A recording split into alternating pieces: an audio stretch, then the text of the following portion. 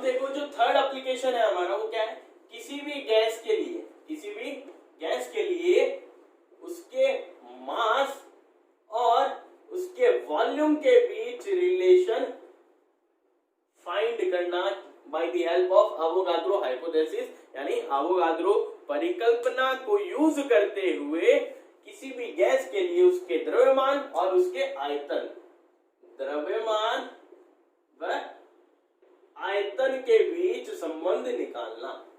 अब यहां पर सुनना,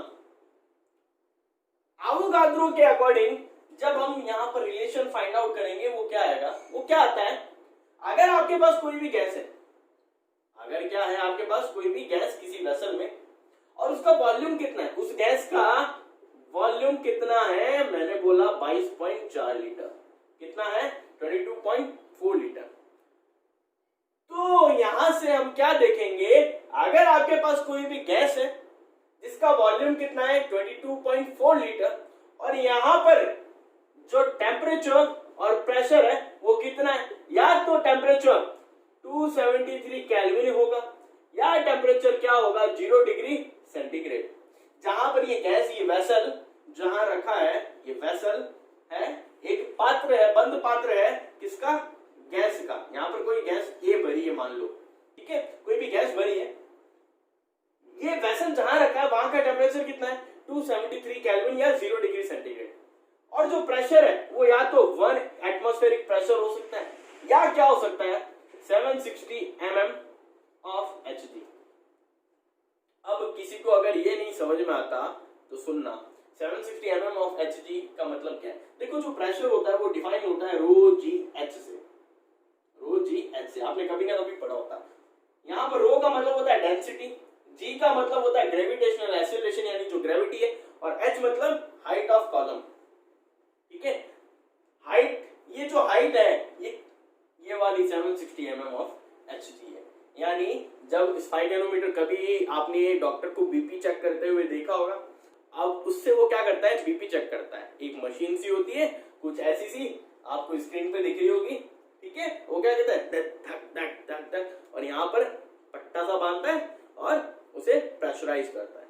जब वो प्रेशराइज करता है तब आपको अगर पता हो तो यहाँ पर स्क्रीन पर क्या होता है, मरकरी भरी होती है स्पाइरोमीटर में।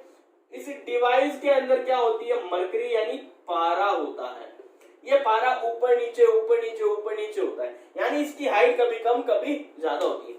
ये जितनी हाइट आती है उसकी हेल्प से हमारे यहाँ, हमारी बॉडी में जो ब्लड का प्रेशर है वो हमें पता लगता है। वैसे ही ये है, अगर 760 mm है, इसका मतलब 760 अगर आप यहाँ रखोगे h की वैल्यू, g की वैल्यू आप 9.8 लोगे, और रो कहाँ, किस फ्लूइड यानी किस लिक्विड या किस गैस के लिए आपको प्रेशर फाइंड आउट करना है, उसकी डेंसिटी आप लोगे। मान लो मेरे को फाइंड आउट करना है वाटर का, तो वाटर की डेंसिटी होती है 1000 kg/m³, ठीक है, तो मैं उसकी वैल्यू यहाँ रखूंगा और फाइंड आउट करूंगा तो मेरे पास प्रेशर की वैल्यू आ जाएगी, ठीक है। तो ये इस तरीके से ध्यान रखना है। यहाँ पर 760 mm ऑफ Hg का मतलब क्या है, इसका मतलब प्रेशर से ही होता है, ठीक है।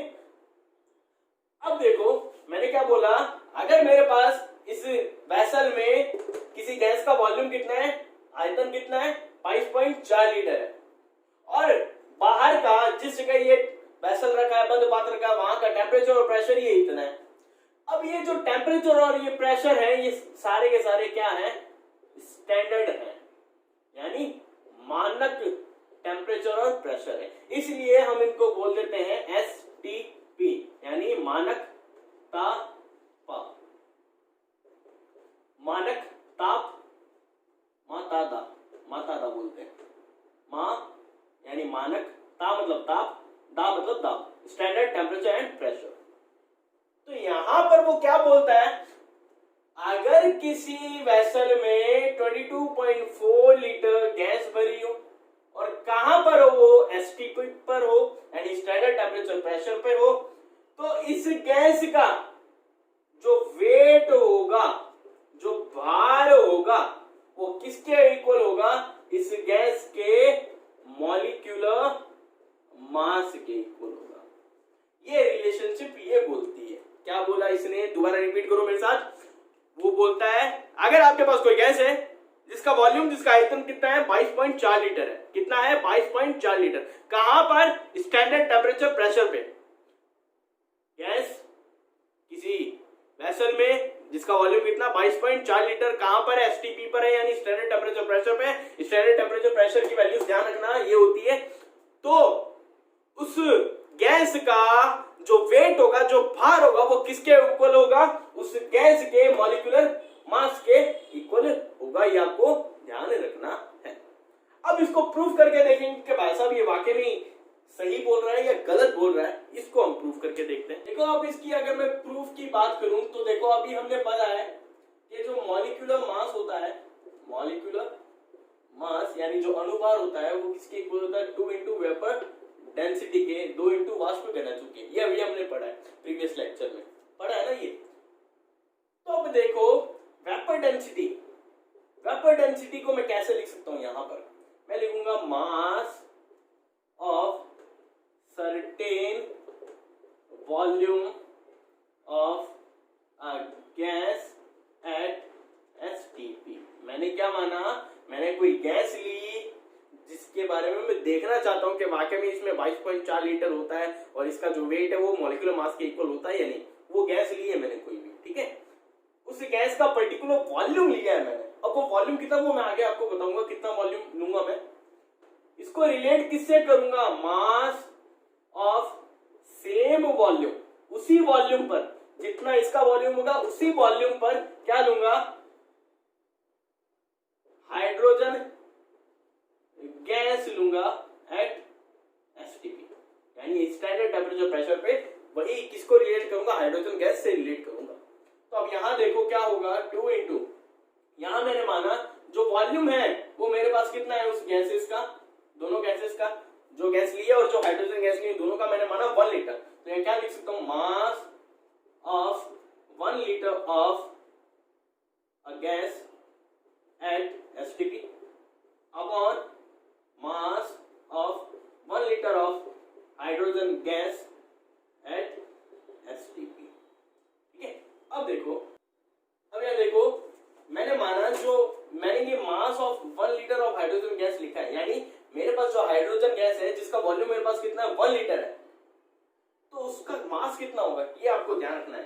Mass of 1 litre of hydrogen gas जो होती है उसका मास कितना होता है एसटीपी पर? 0.089 ग्राम। ये आपको ध्यान रखना है। यानी जो 1 लीटर आपके पास हाइड्रोजन गैस होती है उसका जो मास होगा वो कितना होगा? 0.089 ग्राम। ये वैल्यू आपको ध्यान रखनी है। स्टैंडर्ड एक्सपेरिमेंटल वैल्यू है जो आपको याद रखनी है। अब क्या करूं मैं? इस वैल्यू को यहां पुट अप करूं तो मेरे पास जो टर्म होगी ये कैसे चेंज होगी? 2 into mass of 1 litre of gas at STP, वही चलता रहेगा ऊपर वाला, लेकिन इस नीचे में यहां पर पूरी की पूरी वैल्यू क्या आ जाएगी? 0.089। अब ये क्या वैल्यू बन रही है देखो, 2/0.089। जब आप इसको सॉल्व करोगे तो आपके पास जो वैल्यू आएगी वो कितनी आएगी भाई साहब? 22.4। क्या आएगी? 22.4। सॉल्व करके देखना, यही वैल्यू आएगी। अब ये वैल्यू आ गई। अब मैं इसको कैसे लिखूं? यहां लिखूंगा 22.4 into mass of 1 litre of hydrogen gas, sorry hydrogen नहीं, कैसा था अपना, of a gas at STP. अब मैं क्या करूंगा, यहां पर देखो ये 22.4 है, वैल्यू है, और यहां पे ये 1 लीटर जो मैंने लिखा है ये भी क्या है? वैल्यू है। मैं क्या करूं, इस 22.4 को इस 1 से मल्टीप्लाई करूं तो मेरे पास क्या आएगा? मैं इसको रफ कर दूं,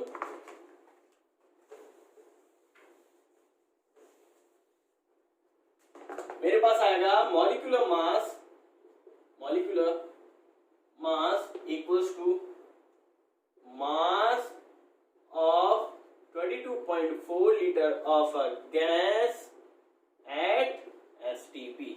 अब देखो जो हमने अभी पहले पढ़ा था वही प्रूफ हो गया कि 22.4 लीटर अगर किसी गैस का क्या हो, मास हो और वो एसटीपी पर हो, तो उसका जो मास है वो किसके इक्वल होगा? मॉलिक्यूलर मास के इक्वल होगा। ये हमने प्रूव करके बता दिया।